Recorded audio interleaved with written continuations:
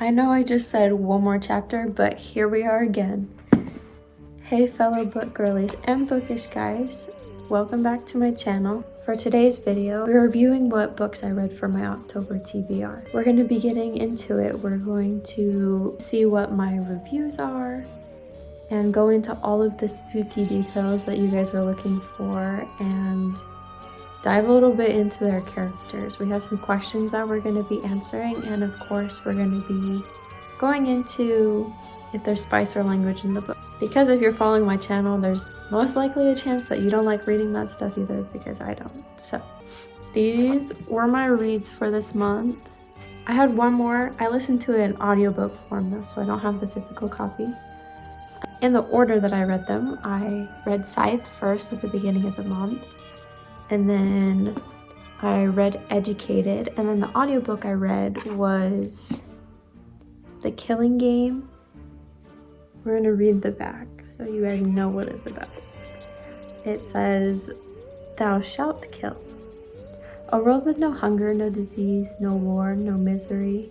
Humanity has conquered all those things and has even conquered death. Now scythes are the only ones who can end life, and they are commanded to do so. In order to keep the size of the population under control, Citra and Rowan are chosen to apprentice to a scythe, a role that neither wants. These teens must master the art of taking life. Knowing that the consequence of failure can mean losing their own, they learn living in a perfect world comes only with a heavy price." So first off, I started with Scythe this month. I actually was recommended this book by a couple of friends, and then my cute husband also read it as well, and he really enjoyed it. He's on the third book now, so I definitely need to finish the series. I guess that's kind of a spoiler. I did enjoy this book and I want to read the rest of the series. But for some of the questions that we're going to go into, first off, if there's any language or spice in this book. There was minimal language in this book, but it wasn't anything terrible. There was no F words, nothing like that.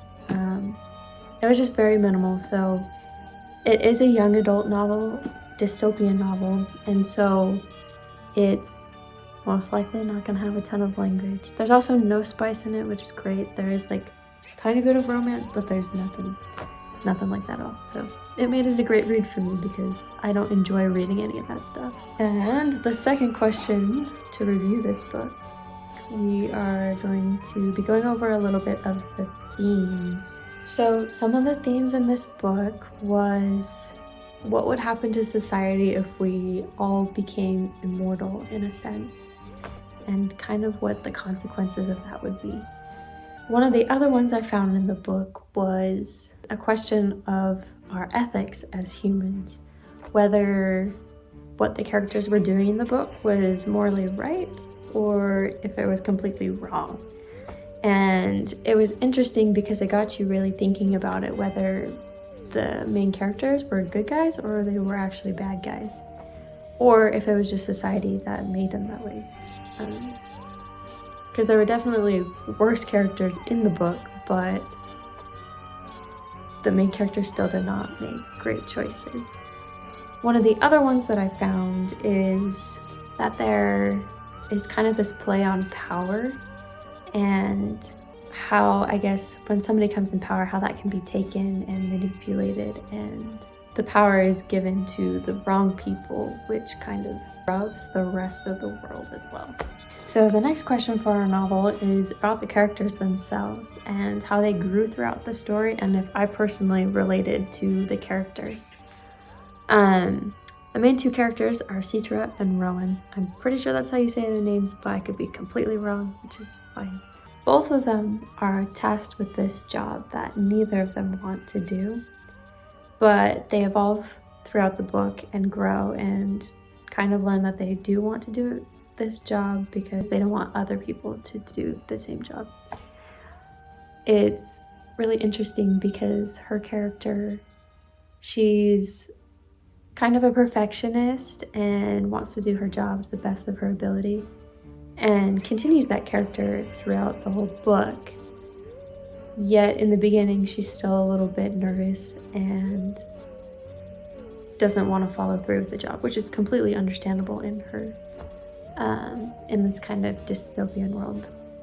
It would be insane, I wouldn't want to, but she learns kind of the integrity about it, even though there is an integrity about it, and kind of the justice in it, which is insane because it's like she's trying to discover the justice and the integrity in killing somebody.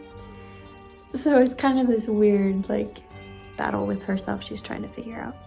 And same thing for Rowan. He completely doesn't want to do it at the beginning, but he's kind of stuck up and wants to prove himself, I guess. And he, even more than Citra, is trying to find that line of where it becomes wrong and then like where it's right. But he's trying to get like as close as possible to that line. So their characters are similar, but they kind of take it to two different like perspectives, which is very interesting.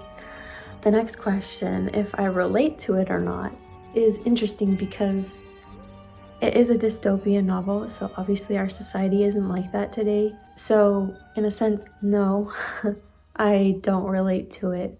But also throughout our day-to-day lives, we make choices and things and have to decide right and wrong. And sometimes I feel like Rowan, and not that I'm looking for where that line is, but sometimes it's confusing where that line is, I guess. And it's nowhere like the kind of choices that they're having to make in this book, just like day-to-day life choices, but I relate in that sense, I guess. The most memorable scene for me was the ending, honestly. The ending was so good. It left me on a cliffhanger, which is why I want to read the rest of the books. It just kind of built up for that whole moment the whole entire time, and then you're caught off guard, and it's just insane. I really enjoyed the ending, and I feel like the whole pace of the novel was really good. The two main characters kind of, at the very end, discover who they are and finally like make their choices based on that. And so I feel like it was a really great ending, and it leads up to the next book. Okay, so next is the author's writing style. I really love the way Neil Shusterman paced this novel. I feel like it was very to the point without being to the point, if that makes sense. He said what he wanted to say, but also didn't make it too short. He made it very action-packed, and the pace of the book was really well done. He added scenes, but they weren't like unnecessary to the plot. Where in a lot of books, I feel like sometimes authors can add things that don't tie back to the plot line of the book, and I feel like he did really well at all the extra details he added than like the bare bones of the story tied back to his plot line, so it all fit very coherently, and he did it in a way that it was still entertaining and it didn't feel like the author was dragging things along. I feel like this novel was really interesting to read because with writing my book, it's also a young adult book, and it has a bit of like the action crime. It's a young adult romantic suspense novel, and it helps me to realize that I can get to the point in my book without making it too short, but also not too long. But if I do add extra setting and things and maybe like the character's thoughts, that it should be tying back to the main plot line. It isn't just kind of randomly put out there in my book, I guess. So it was really helpful to read because it's gonna make my book that much better. So in the book, it has little excerpts from different characters in the book from their journals that they write. And my favorite quote from it, from the whole novel, was, "Mortals fantasized that love was eternal and its loss unimaginable. Now that we know that neither is true, love remained mortal while we became eternal. Only Sice can equalize that. We are not the same beings we once were. So then, if we are no longer human, what are we?" And the quote was by Honorable Side Curie. That was the character's name. And I found this book to be very thought-provoking. Once again, themes of human ethics and whether the choices we make are right and wrong. And the characters throughout the whole book are making wrong choices, but some of them are making the same choice, but it's way worse than everybody else. And just the question at the end, so then if we are no longer human, what are we? Hinting at that because of the choices that they're making, and because now that they have this sort of immortality and that the society is so messed up around them, that the things that we struggle with and the fact that we can die in this mortal life, that's what makes us human, that we struggle and have emotions and things like that, wherein this society, it's completely different. I gave Scythe 5 stars. It definitely deserved 5 stars. It was so good. Honestly, the storyline was great, but what added to it, I just love the cover. It's so well done.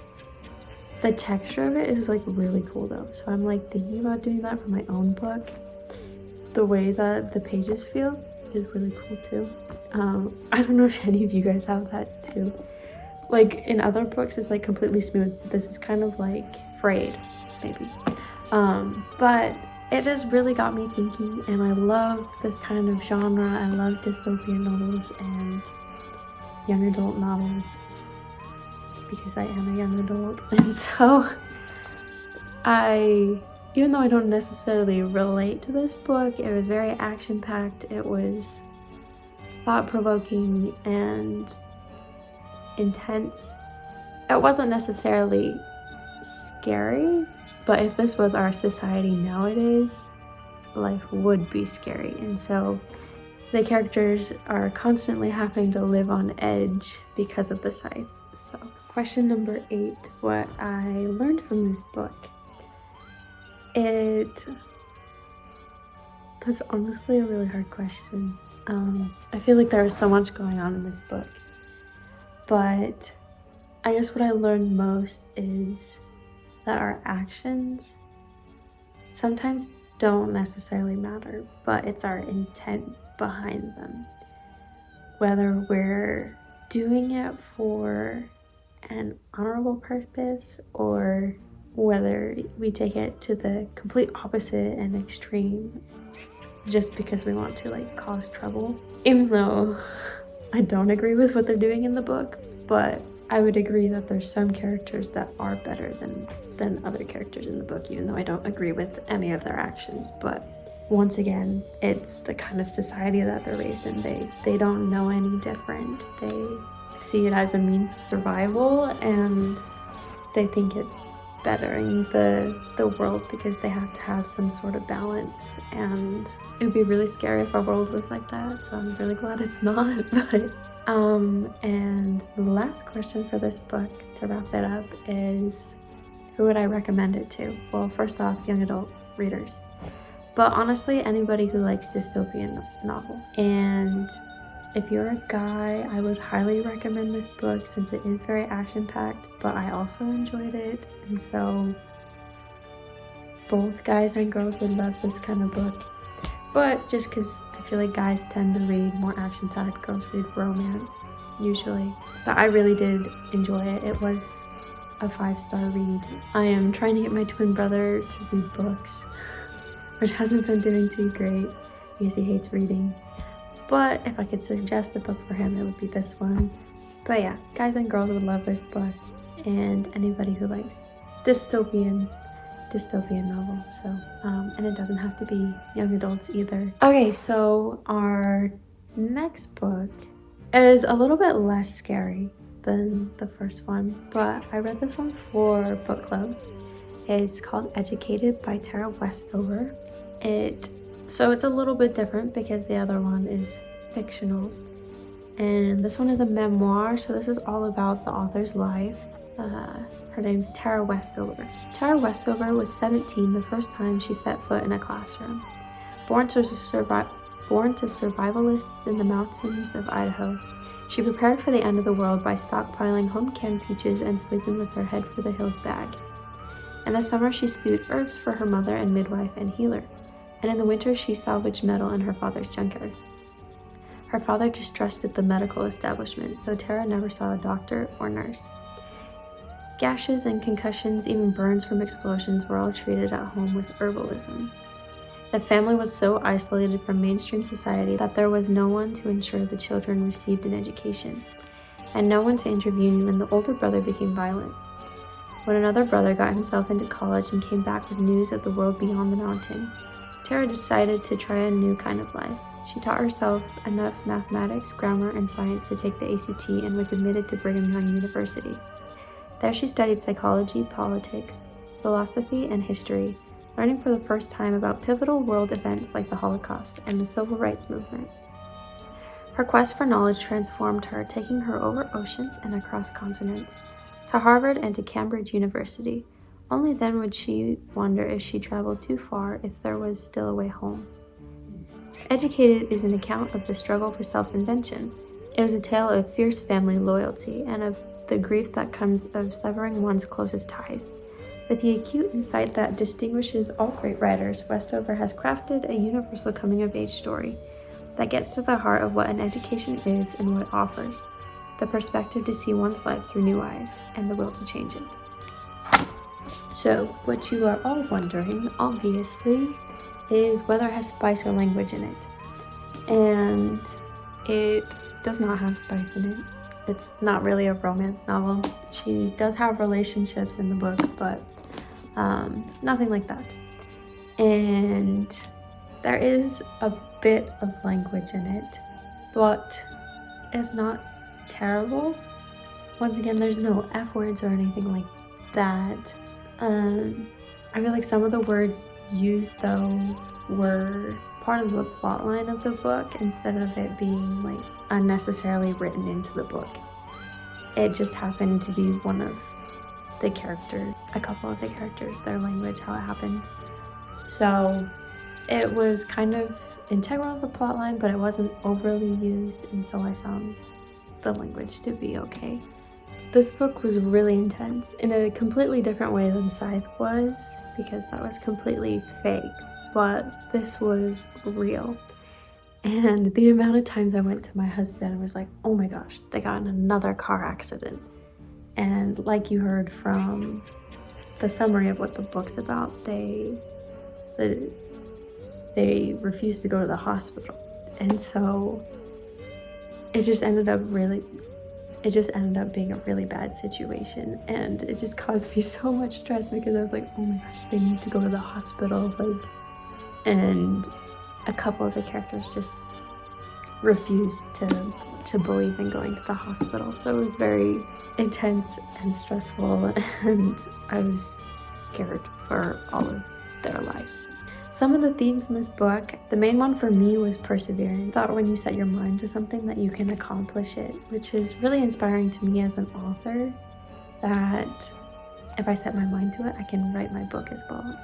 Even though the road to get there might be kind of crazy, like this book, as well as an education. That education is so important, the things that we learn for ourselves, not just what our parents tell us or what school tells us, the kind of things in life that we figure out for ourselves. I mean, that's kind of what the book's called, Educated, so that's definitely the biggest theme in the book. It was really cool to see the author, Tara, grow throughout the book. From the summary, it said she didn't have an education until she was about 17. And the fact that she has a written, best-selling book now is insane. Her life was just insane, and it makes you feel so terrible for the people that have to go through these kinds of things. But she also took it as a learning experience and knew it was all going to be for the better, that it was going to work out for her and that it was going to bless her life despite the terrible circumstances that she grew up in. She started off as willingly submitting to kind of what everybody else told her. Because that's the way she grew up. She didn't know any better. She didn't think to question it. And it got to a really bad point, and from the help of her brother, she realizes that she needs an education, that she needs to figure things out for herself and to maybe question things that she's learning, and that there's maybe more to life than growing up on a farm with her family. I didn't necessarily relate. I kind of did, but I kind of didn't. Here's what I mean. The author of the book, she is a member of the Church of Jesus Christ of Latter-day Saints. I am also a member of that church. It was interesting to see though how the religion played in her book to what I actually believe and what our church believes. A lot of the points of doctrine in the book, the way she was raised, they were taken to the extreme, and it created this whole different lifestyle that she lived than what other members of the church would live. But she also grew up with it, so she didn't question it. And it's just interesting to see, because my life could be completely different if, say, my parents took certain points of what we believe to the extreme and not letting you think for yourself. So the religion that her parents put forth in the book is completely different than what we actually believe. It's interesting though, seeing that like anything that you learn in this life can kind of be twisted and changed by somebody else's perspective and make you think differently or be different than somebody else. Which is why I think the whole point of our book is to learn for yourself, become educated, learn what other people think so that you can discover what you think yourself. Which has been interesting for me as I've grown up to move out of my parents' house. It's nothing, growing up my situation was nothing like her situation in the book, but it's still interesting to see the things that I am learning now based on my own life experiences and not just taking what my parents say because they have the experience. I have the experiences for myself now. The most memorable scene for me was the moment where Tara kind of realized things had gotten really bad and that she needed that education for herself. So that was my favorite part of the book because it was just very inspiring. And it made me excited for her because she was finally making this change. Her writing style was insane. Like, I was very excited to read it based on the fact that she didn't have an education until she was 17. Like, it's amazing how she was able to write this and how she's continued her education since then to write a book. And with the words she's written, she sounds very educated and uses a lot of big words and goes into a lot of topics that are very historical and into a lot of philosophers and their thinking processes.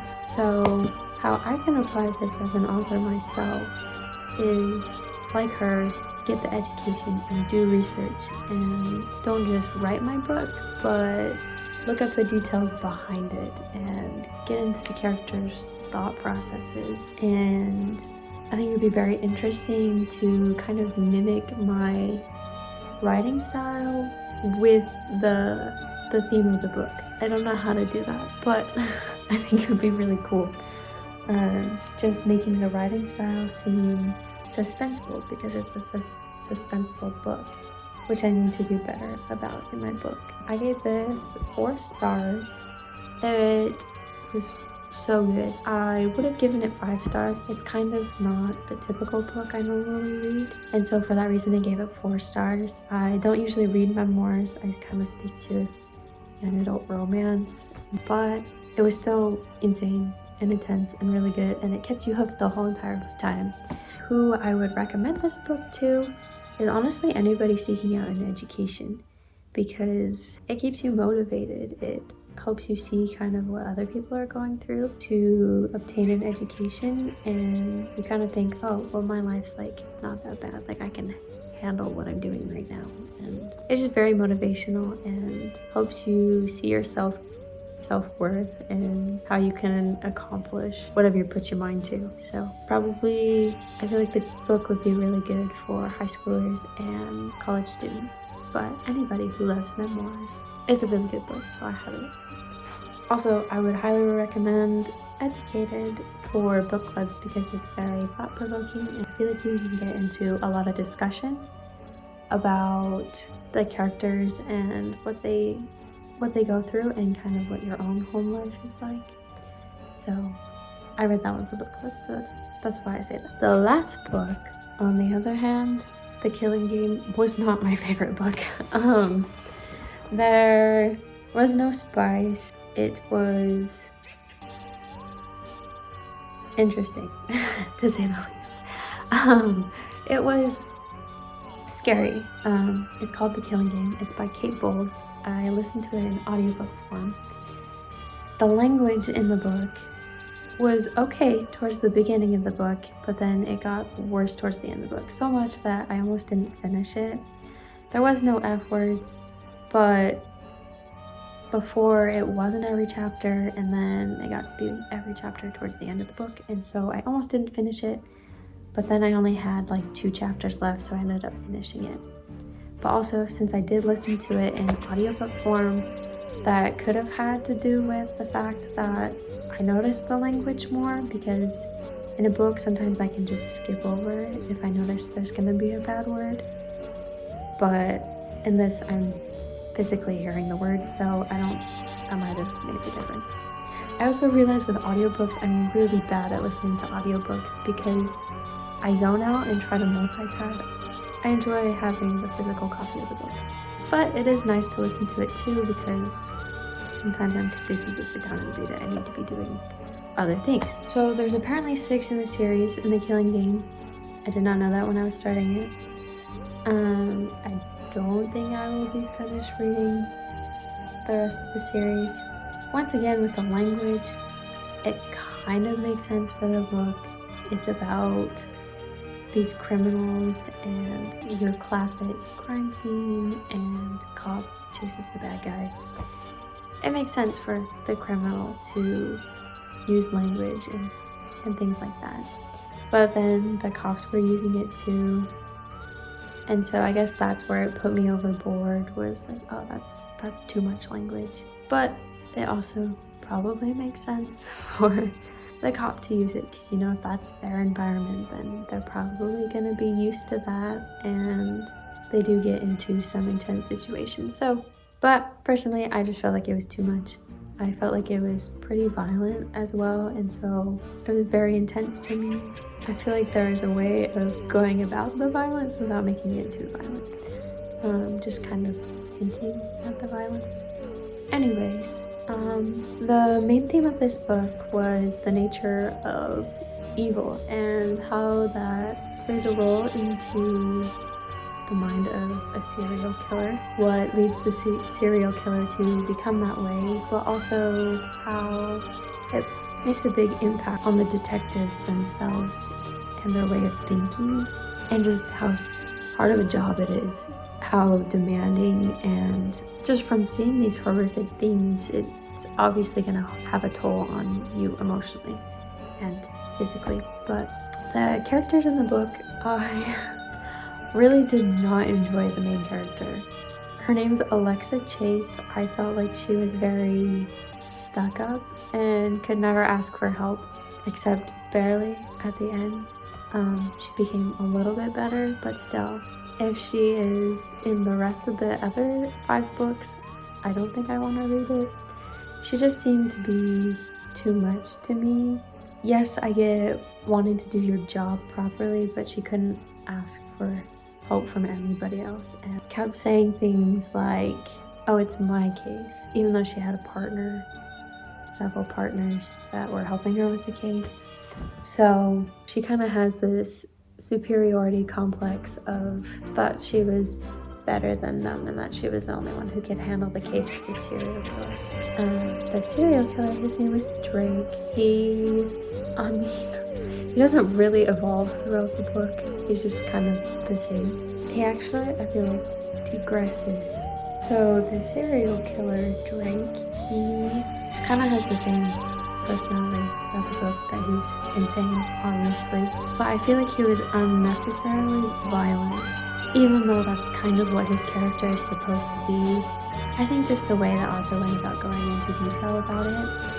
But I think because it was violent, it made it seem like he had no personality, for soul, which may have been what the author was going for. It kind of makes sense. I mean, your serial killer probably should be soulless because they're doing really bad stuff.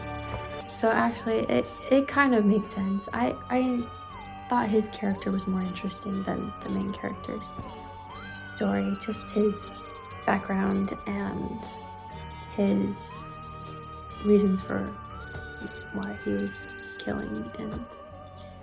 But yeah, now that I think about it, she was probably going for that he should have no soul.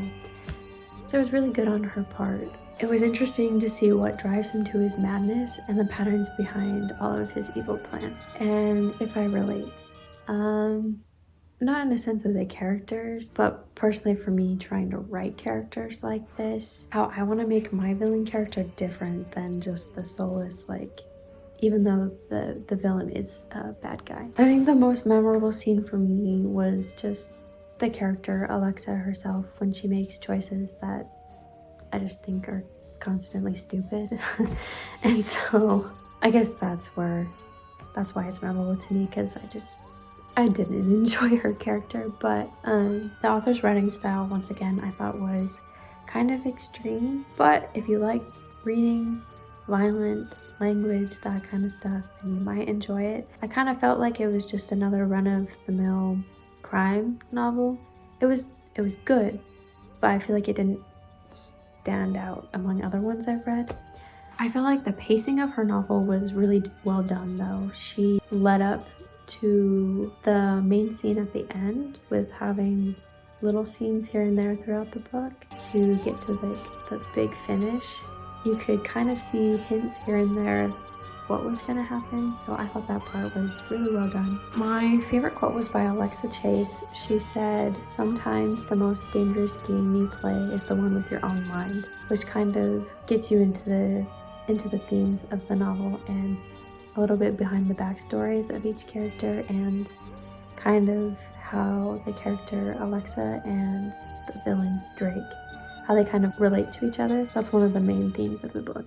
Did I learn anything from this book? I learned not to be Alexa, to be willing to ask for help and to know when you're wrong, which can be hard sometimes. I struggle with that. Mostly I learned how to write a suspense novel, since mine's a suspense. I have read several suspense novels, but mostly I read romance. So it's interesting writing my book because I've read so much romance that's what I want to focus on in my book, where the suspense part of it should be the focus and then the romance part of it should kind of be in the backdrop. So if you think of the TV show Riverdale, that's kind of what I'm going for in my book, except less spice or language and like completely different characters, but having that mystery theme of it, but also having relationships in it. Where I feel like right now in my book, I am focusing on the romance part of it. So that's where I need to go and edit it. That's why it was super helpful to read this book to help with my own book personally. I gave this book 2 stars. At first I was gonna go and give it 3 stars because I liked the way she really put a lot of thought into the pacing of the novel and the villain himself.